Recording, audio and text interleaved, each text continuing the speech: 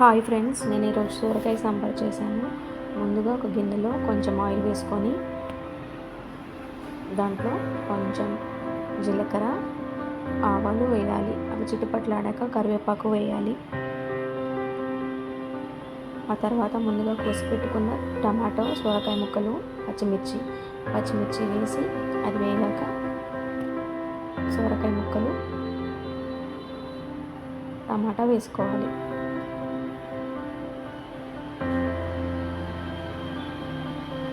రెండు కొంచెం మగ్గాక దాంట్లో 1 స్పూన్ పసుపు, తగినంత సాల్ట్, రుచికి తగినంత సాల్ట్ వేయాలి. తర్వాత 1 స్పూన్ కారం వేసి బాగా కలుపుకొని అది కొంచెం ఉడికాక దాంట్లో ముందుగా ఉడకబెట్టుకొని పక్కకు పెట్టుకున్న కందిపప్పును వేసి బాగా బాయిల్ అవ్వనివ్వాలి.